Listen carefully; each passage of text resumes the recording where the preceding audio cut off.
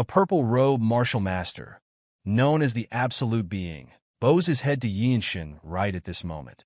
His presence alone determines life and death for most people, earning him the title of a godlike figure. Yet, somehow, this causes a slight annoyance in Yeonshin. In the end, Yeonshin tells him that his grandfather showing such a side is the heaviest burden for him. He adds that the past cannot be reversed. To him, the people from his mother's side are no different from strangers. Right now, the Radiant Demon Squad is his family. Trying to win his grandson over, Yeonjiak wants to build bonds over time. But Yeonshin simply claims he doesn't have enough time to improve his martial arts. He then asserts that he won the duel recklessly initiated by his grandson and asks this old man to respect him as a martial artist. Seeing Yeonshin in a pickle, the fortress master joins the conversation to suggest they should settle this. She decides to teach Yeonshin the type of martial arts he needs when he desires. Additionally, he can request one thing from the Ma family.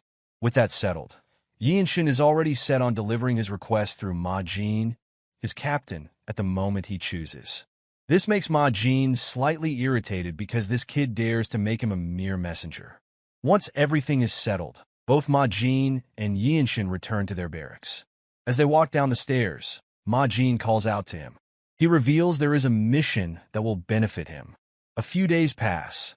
Ma Jin leads a group of Radiant Squad members, including Yeonshin, Wonchong, Mirio, and Chung Myung, to Cen County. Yeonshin remembers what Ma Jin said before they departed. The mission involves the Plum Blossom Pill, an elixir of the Mount Hua sect considered a treasure in the Murim. Apparently, the Mount Hua sect has lost it, so numerous sects and martial artists have started searching for it. Their mission is to accompany the Mount Hua sect in the search. Ma Jin clarifies that although they say they are searching together, they are primarily there to reduce the number of casualties during the search. Yeonshin says that in such a big conflict, he'll be able to use his sword in real fights. Ma Jin explains that this mission will be an excellent opportunity for Yeonshin to face off against various famous martial artists. For someone like Yeonshin, the amount he will learn and grow by fighting is incomparably greater than if he only trained. Out of nowhere, Wonchong complains about the requirement to not wear their uniforms. This is because they can't reveal that the desolate fortress is assisting the Mount Hua sect. Ma Jin finds Wonchang's antics amusing as they walk toward their destination. Suddenly, they come across a group of martial artists from the Mount Hua sect.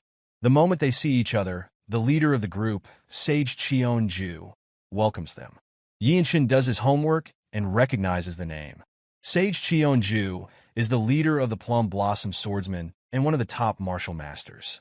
In order to match his status, Ma Jin, a black robe, has also gotten involved in the mission.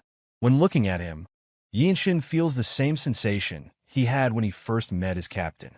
On the other hand, Cheonju recognizes Mirio as the Wave Swordswoman and Chung Myung as the Azure-eyed demonic swordsman. He knows who they are, so he feels no need for introductions, having already fought alongside them before. The fact that Chung Myung is the demonic swordsman intrigues Yeonshin.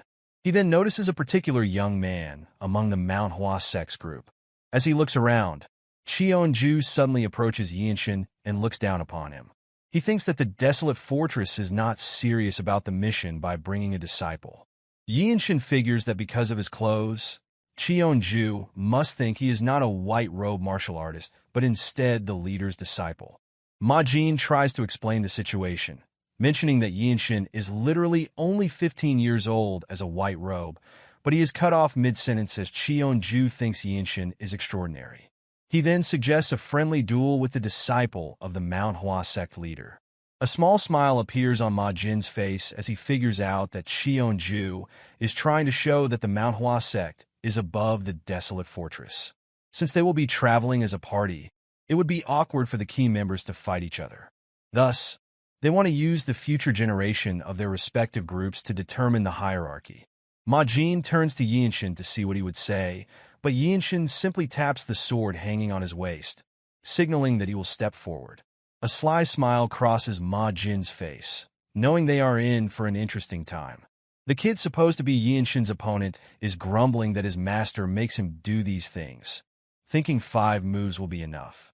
Cheon-ju scolds him for a bit, explaining that he will learn something here, and tells him to give it his all. The kid looks down on the Radiant Demon Squad's martial arts, saying he's not sure what he can learn here. Meanwhile, Yeonshin keeps his mind open, wondering just how deep the martial arts of the Mount Hua sect can be. He then mentions that the kid only needs 5 moves, which makes the kid apologize, claiming he didn't mean to offend him. He introduces himself as Yu Hyun from the Mount Hua sect, explaining that he had a really tough training and unwittingly voiced his thoughts out loud. Wonchong knows the rumor that Yu Hyun is the Mount Hua sect leader's best disciple. Even Mirio joins in, saying that they call him the future of the Mount Hua sect. There are even rumors that he has already started learning the Violet Dawn sacred art. Wonchong is nervous for Yeonshin to fight against such an opponent, but he is hopeful that this comrades of his will be alright. Feeling excited, Yeonshin briefly introduces himself as Yeonshin and nothing more. Just like usual, when martial artists face each other, they speak with their martial arts. Yu Hyun uses the hidden fragrance drift of the Mount Hua sect, striding toward Yeonshin with a movement technique resembling the footwork of the noble races. He opens his palm, and it spreads like a flower pattern. Yeonshin's heart fills with interest, wondering if he could reach the same variation by breaking every single one of those strikes. He then performs the martial art he created, the first form of the Eternal Blossom Fist, Spiral. Yu Hyun's face sharpens with bewilderment as he blocks every attack, yet some power remains to strike him. Yeonshin advances, while Yu Hyun is still surprised by the power behind Yeonshin's fists. Yeonshin's face is full of excitement as he steps his feet on the ground and performs the second form, a point-blank straight punch that summons a thunderous sound from just a single punch aimed at his opponent. In the nick of time, Yu Hyun performs the Falling Blossom technique to defend against such a powerful attack. Seeing this, Yeonshin is inspired to make his third form. He suggests making the fight last a bit longer and smiles, intending for it to last about 10 seconds. Yeonshin continues to advance with a clenched fist imbued with his internal energy. Cheon-ju seems disappointed, watching the Mount Hua disciple getting beaten around, while Ma-jin is pleased with how the fight is going. An ethereal wave of chi bursts from Yeonshin's left hand. It blooms and bursts like a fireworks display of flowers, creating a powerful shock that strikes Yu Hyun down. The force is as strong as the second form, knocking him to the ground. All the martial masters from the Mount Hua sect are confused. Should they be mad that their future is lost or pleased by the insight they just witnessed? Yeonshin feels pleased with how he performed the move. He decides to make it the third form of the Eternal Blossom Fist. Silence fills the area as everyone wonders what just happened. The future of such an ancient sect was defeated by someone no one knows in just 3 moves. Realizing the embarrassment this could bring, Cheon-ju commands his men to take Yu Hyun back. He then speaks to Ma-jin, saying the desolate fortress has been raising a dragon and wonders how much more they will cleanse Murim in the future. Ma-jin simply responds that this is quite an exaggeration, before explaining that the desolate fortress won't act unless people are harmed. Cheon-ju expresses that the convenient justification remains unchanged before calling out to Yeonshin. He praises Yeonshin, saying he witnessed some excellent martial arts today.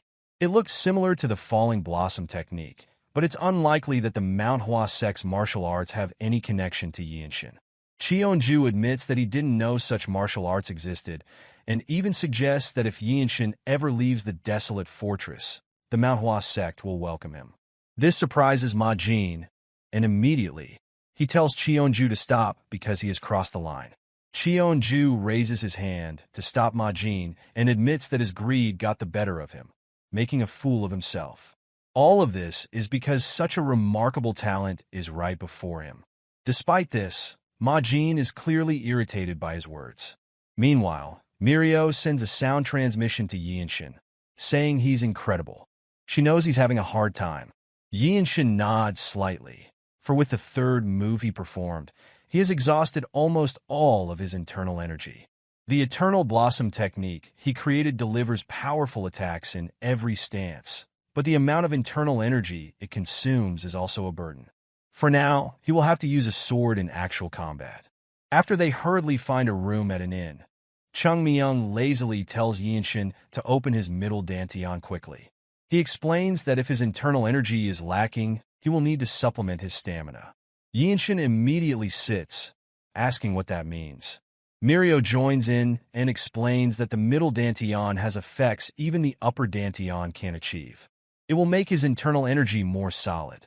This is a new concept to Yeonshin, who never learned such things in a sect. Mirio further explains that training the middle dantian improves efficiency, allowing martial artists to fight for long periods without tiring. Masters who fought for days and nights without tiring trained their middle dantian. The flow of internal energy becomes more stable, allowing them to execute large techniques multiple times. Yeonshin glances at his lazy senior, Chung Myung, who fought with Namgung best swordsman, before turning to Mirio, asking how he can open his middle dantian. She tells him that with long training in the lower dantian, it will open naturally. Specifically, he must focus on his breathing and energy circulation in his upper body. Appearing adamant, Yeonshin asks if there is a faster way, addressing her as a sister. Mirio's cold eyes soften slightly, and her cheeks blush. For a moment, her lips stutter after he calls her sister. She quickly regains her composure, like the experienced master she is, while Yeonshin wonders if he said something wrong.